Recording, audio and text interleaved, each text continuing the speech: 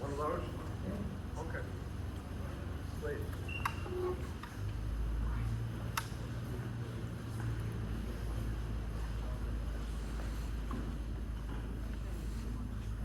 Okay. All righty, Maxine, we are ready for you. This is the family coming in.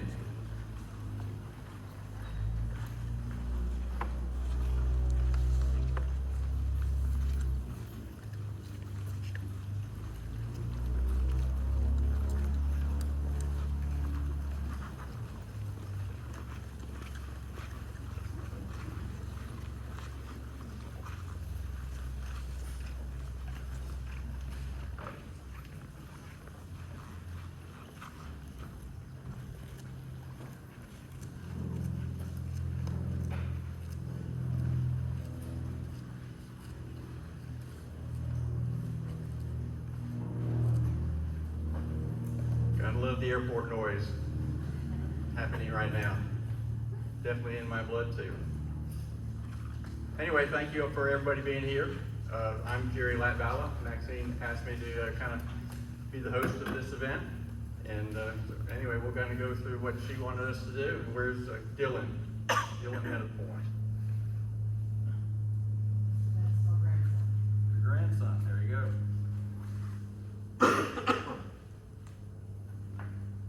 Hey, good afternoon, y'all. I'm Dylan. I'm Billy's grandson. I'm just going to read a quick poem that he loved. It's titled, Because I Fly. I laugh more than other men. I look up and see more than they. I know how the clouds feel, what it's like to have the blue in my lap, to look down on birds, to feel freedom in a thing called the stick.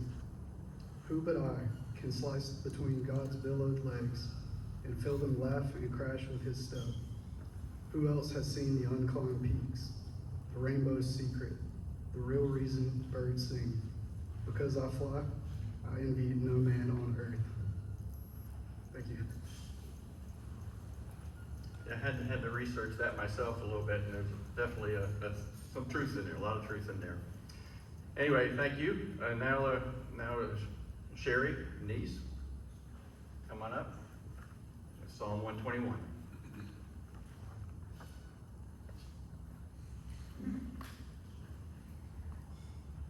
I look up to the mountains. Does my help come from there? My help comes from the Lord who made heaven and earth. He will not let you stumble. The one who watches over you will not slumber. Indeed, he who watches over Israel never slumbers or sleeps. The Lord himself watches over you. The Lord stands beside you as your protective shade. The sun will not harm you by day, nor the moon at night. The Lord keeps you from all harm and watches over your life. The Lord keeps watch over you as you come and go, both now and forever. Thank you.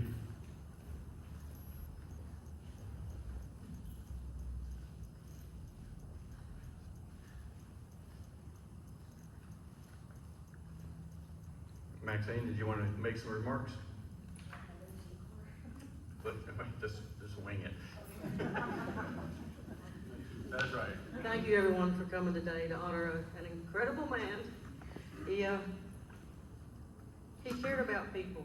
He was very giving, very loving. If you wanted a helicopter ride, Billy Smith was your man. If you wanted to be pulled on water skis behind the boat, Billy was your man. If you wanted a Billy burger, Billy was your man. He loved this area. The State Patrol and also National Guard friends meant the world to him. You were definitely family, and we hold that very, very, very dear to our hearts. He was very generous with his time. When I was managing special events for Jekyll Island one time, I was promoting my Easter egg hunt. And I needed an Easter bunny because I had the costume, I just needed somebody to fill it. So Billy very generously put on the costume and went on the TV morning show with me in Savannah. It was really hot, and the lights, studio lights were beaming down on him. And the host of the show said, we're gonna take a quick break and then we'll be back. Well, I felt sorry for Billy.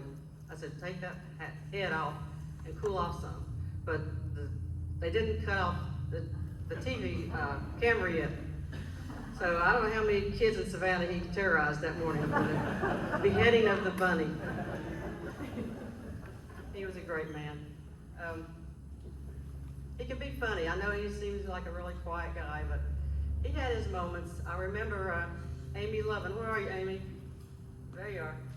She and I went to Santo Domingo to meet my cousin and his wife. They were on vacation, and we flew back into the Jacksonville airport.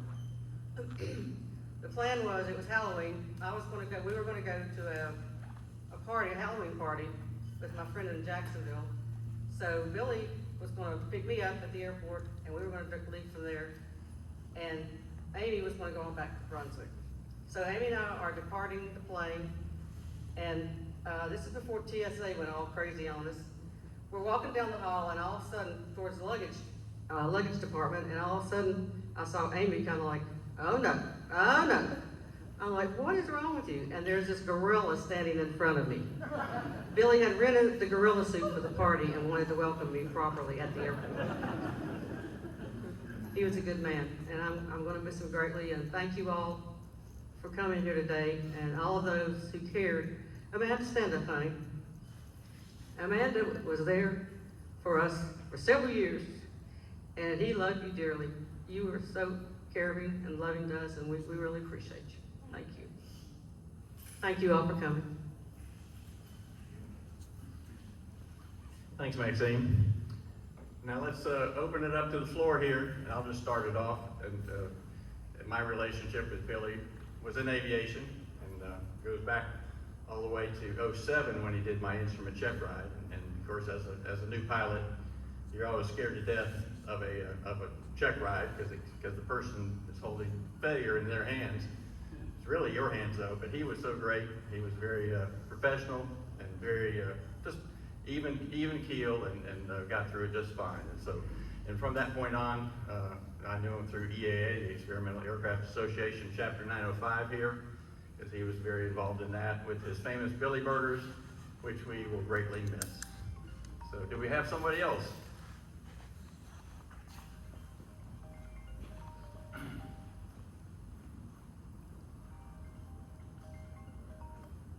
Come forward. Hi, my name is Will Troutman. Pardon my cough. I'm from South Alabama, where it's just terrible allergies this time of year. But I met Billy when I was in flight school. He was my check pilot for all 10 of the licenses that I have. And I remember when I met Billy, it was terrifying. The very first thing I ever thought was he was terrifying. The man holds my life in his hands. I remember we're going out on this one check ride, a thunderstorm's coming in, and he's saying, let's go. And he was kind of testing me, just trying to make sure that I'd make the decision or not. I didn't make a good decision, and we still went, but he was perfectly chill the whole time. I continued to go through, got everything with him, flew at Middle Georgia College for a number of years, and then my wife and I moved here, opened a little company here, and Billy continued to just be a big, huge part of what we did. I remember just that face that would be like this, and then you'd say something, and he'd go like that. It's almost like what you said. He would just jump into a smile and start laughing. I remember check rides were always just so unpredictable with him.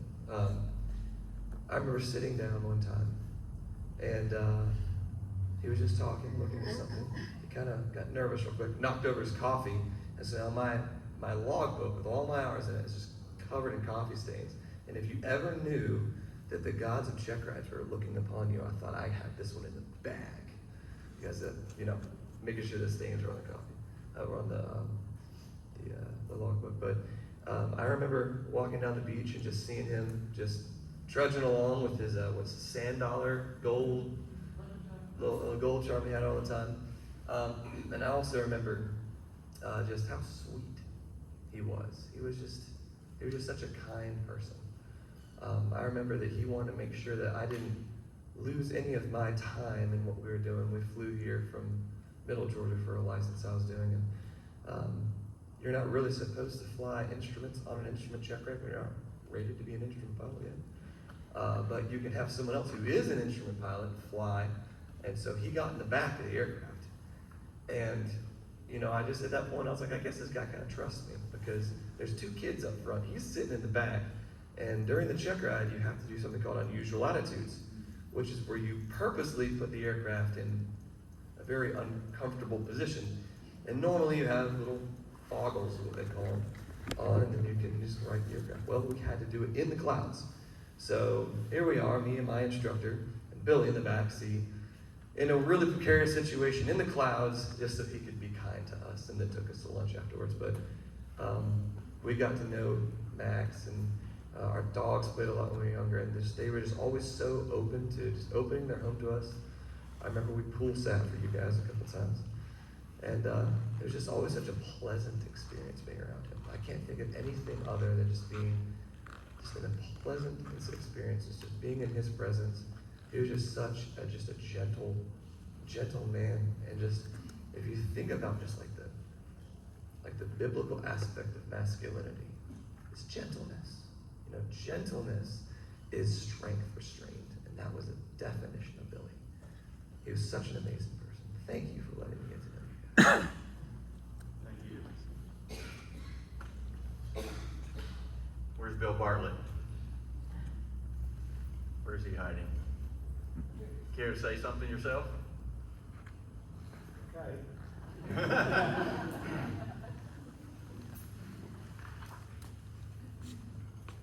When he responded to my email, he wrote a novel. No, I'll stay away from that. I'm Bill Bartlett, and known Billy for a number of years. I was an examiner also before Billy, but a number of years back, it came time for me to renew my CFI. So I talked to Billy about doing a multi-engine CFI check ride. And I borrowed a Seneca that Ren had, that he was operating, and we talked about doing the check ride by the book, even though we were both very familiar with it. And one of the tasks in the practical test standards was to deliberately shut down an engine and restart it in flight. And for many years, the FAA told us don't ever deliberately shut down an engine, only simulate an engine failure. And they came up with this change, and most of us, Billy and I included, didn't agree with it. We thought it was a very bad idea because some planes don't lend themselves to restarting an engine that you shut down. Without getting very technical, when it's feathered, the engine has to be rotated to develop sufficient oil pressure to take the propeller out of feather, and then it will start. But if you can't unfeather it, you can't start it. And we both have experienced occasions when we couldn't get the engine out of feather. So we were up there well into the check ride. He said, you know, we probably should do that. And we both don't think it's a good idea, but weather's good, it's a good day, let's give it a try. So I shut down the engine, and I went to restart it, and the engine turned, but it's usually a contest between the battery and building up enough oil pressure.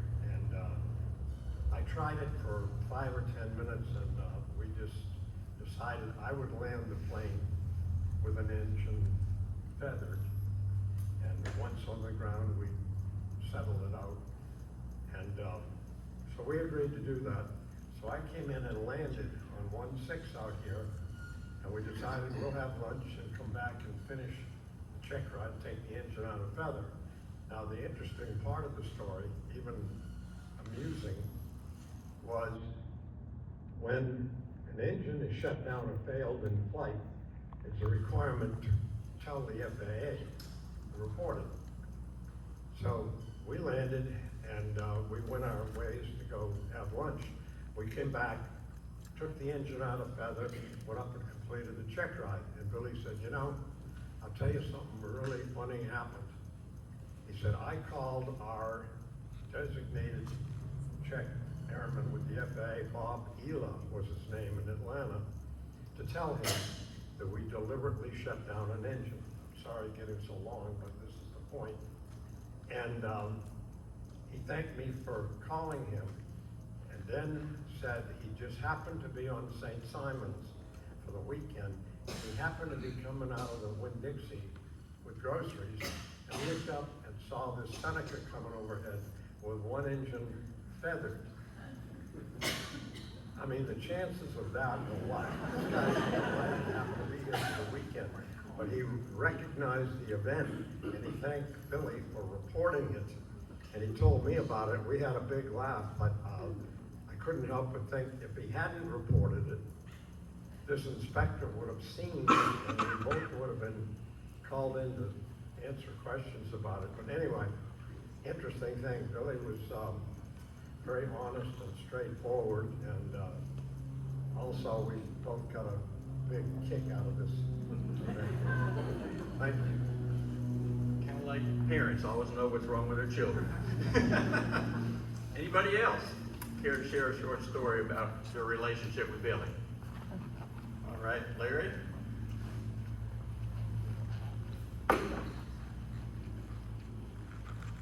Well, I hadn't planned on doing this and thought really about it. I wrote down a couple of words. I'm standing back there.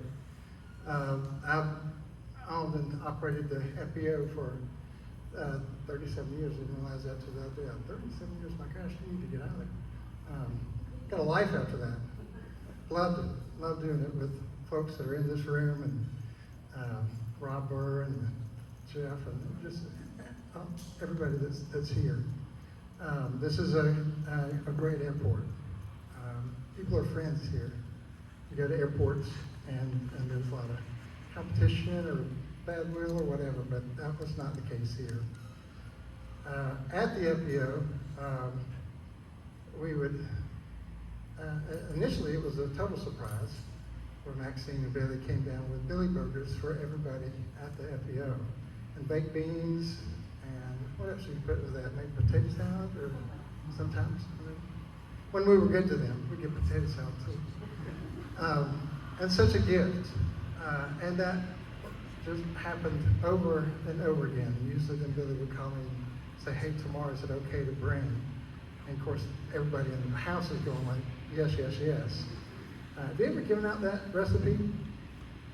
Ever going to give out that recipe? Okay. Not getting it. But, so my relationship with Billy was not so much that he was an examiner for me. But there were several things that you could see in both Maxine and Billy that was easy to see.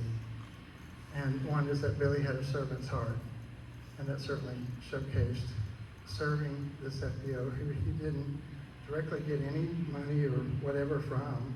It's just they happened to operate the services at the airport. Billy was always tender with our folks. I'm just thinking of characteristics of him that were so obvious. Giving, obviously. Thoughtful, no doubt. Faithful, steadfast. Billy didn't change. He was unwavering. And you could say it about a man. Billy was loving. And you could see all those things with just watching someone be around the airport. And not really going to dinner with them or knowing them well or whatever, but he certainly had a thumbprint of God on his life and in his heart. That was easy to see. Mentor being another one for many of you. And I'll just close with a story where he kind of summed up things for something I was really frustrated about, but Billy put it in perspective. So several years back, we bought a Cirrus aircraft, and what Cirrus does is everybody that buys a Cirrus aircraft, the factory will give you 2 days of training, and it was a Cirrus certified instructor, which is a great concept. And so I had one, I had to pick him up in Atlanta, so I picked him up in Atlanta. And we secretly bought this airplane in August. And so I picked him up in Atlanta. It was a hot August day. Bill Walker was in the back of the airplane. He and I came up together. And my Sears, so we had two of them. One Sears is not this way, one Sears is this way. The one we had has air conditioning in it. So great, this is fantastic. Unless it goes out. And if it goes out, this one doesn't have vent. So there's no air moving at all in the airplane. So we're going to be up there all day with the sun blasting through those deals and doing all kind of maneuvers and this, that, and the other. And so I remember my first flying lesson, I threw up. So I can't go to the fair. I never enjoyed the fair in Brunswick or anything like that because here I am a pilot and I get nauseous. It makes everybody feel real good in the back. So I'm getting nauseous. It's 100 and some degrees in the cockpit, and he's making us do S-turns over a highway, and this, that, and the other, and I can't hardly take it. We get to around Macon, we break for lunch. He and Bill Walker go, and they have this big lunch and whatever, and I'm just laying down in the FBO on the floor. Till comes the afternoon sessions. Bill had a big plastic jar with a lid on it, big wide mouth. And he managed that from the back to me, because I don't know how many times I threw up on that day. And I would be on final at 300-400 feet about touchdown, and I'm motioning for the jar. I hit the jar, but I'm landing. And so I thought there was something in airplanes that said, the pilot could say to the co-pilot, "Your airplane." So I would say, "Your airplane." And the guy would say, "Nope." And so I'm flaring and throwing up and landing in the airplane. And so after that day, I think the next day I saw Billy. And I said, "Billy, this guy was horrible." I said, "You know what? This is what was going on." And I was kind of mad at the guy. I was frustrated. And Billy just said, "Well, Larry, are you that way with your stomach?" I said, "Yes." He said, "Are you going to be by yourself or with non-pilots flying that airplane?" I said, "Yeah." He said, "Can you say your airplane to your wife?" I said, "No." And he said, "Then that guy's right." He says, "If you're going to be doing that, you got to know how to land while you're throwing up." And he didn't take it. He said, "So I agree with you." And that took me from, I'm frustrated with this guy, to the wisdom of Billy and the mentorship that he would give to others, and just the myriad of kind things that he was as a man. That's not a nice one to tell. No, that's an interesting, very interesting one, that's for sure. Wow. Anybody else have any thing they'd like to share of their relationship with Billy?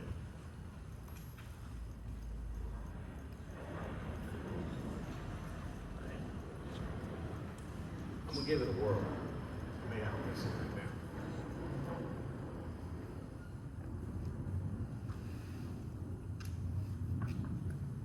I'm Billy's nephew. My sisters and I, my much older one, amazing, and the slightly younger one. We lost our dad when I was about 13 years old. My older sister's so much older, I can't do the math on how older she was. My other one was like, it just is what it is. But Uncle Billy stepped in and he kind of took over a little bit, but not too much. Not to override his kids, not to try to drag us in. He just kept the bumpers out. If I did something stupid, he'd call me out on it, make sure I didn't do that again, and kind of kept things going. But he asked me in my senior year of high school in Reedsville, "What you gonna do?" "Well, I'm gonna fly airliners, of course, be a pilot." What kind of question is that? He says, Eastern just went under and Pan Am's flooded.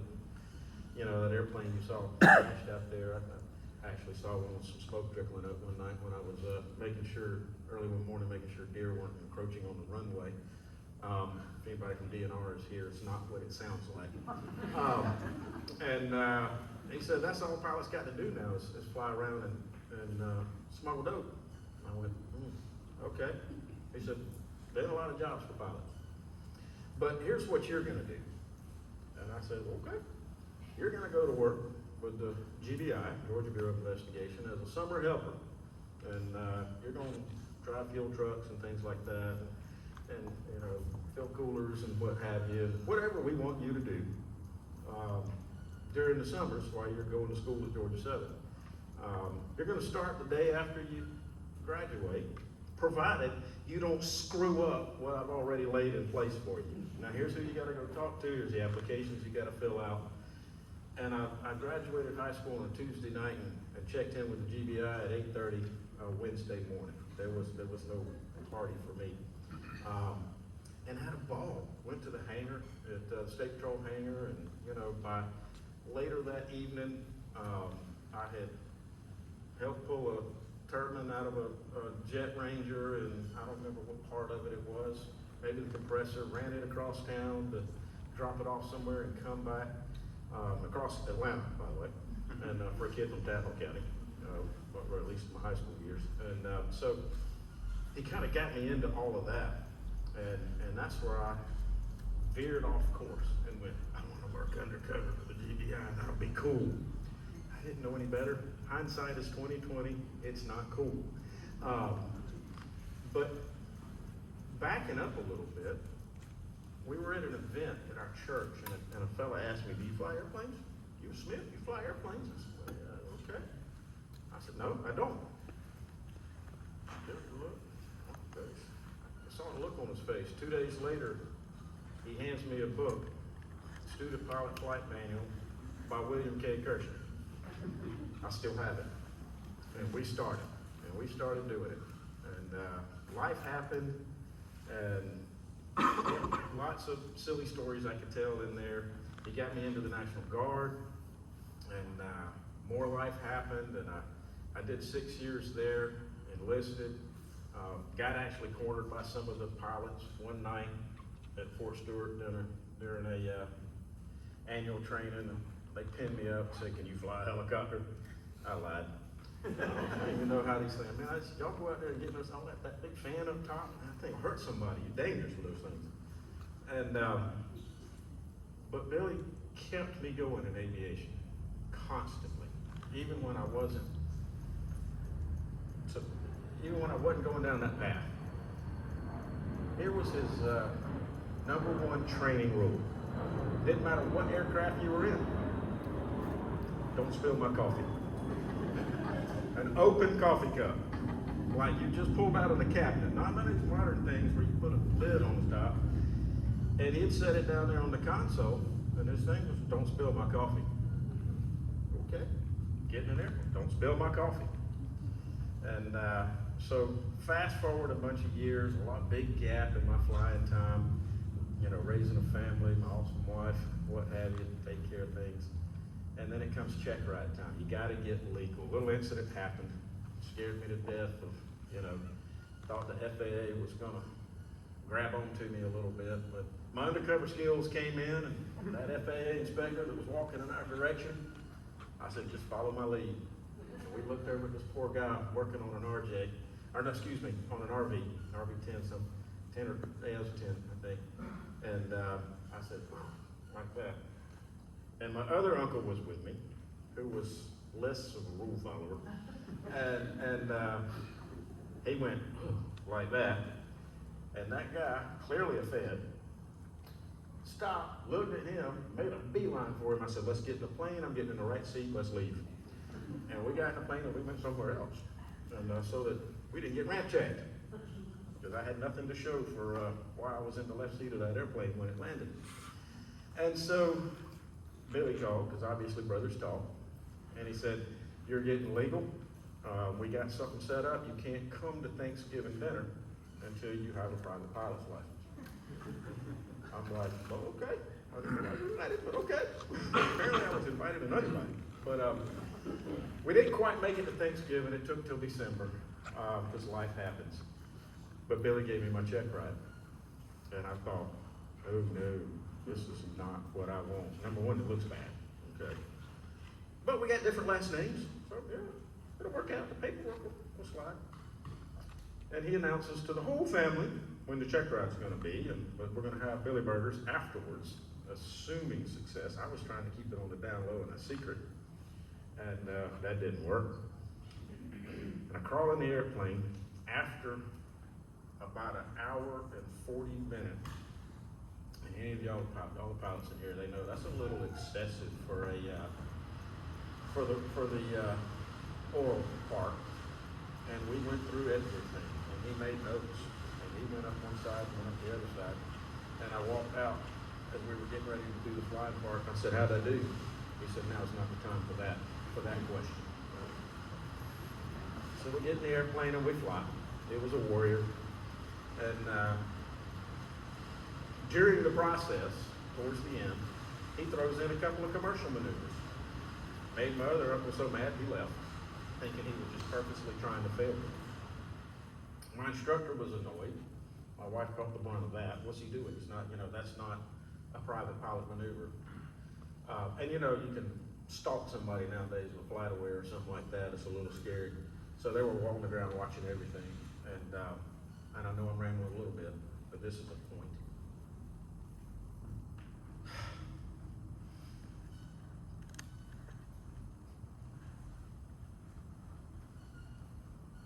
So we did a power off 180 to land.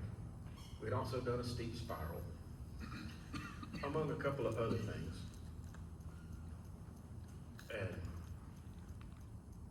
it worked out. And I said, that was kind of, once we were done, I said, that was a little more than I expected. He goes, "Those are things that will save your life. My blood needs to know it now." That's Billy. He cared.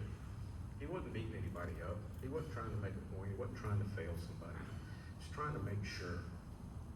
Just absolutely make sure.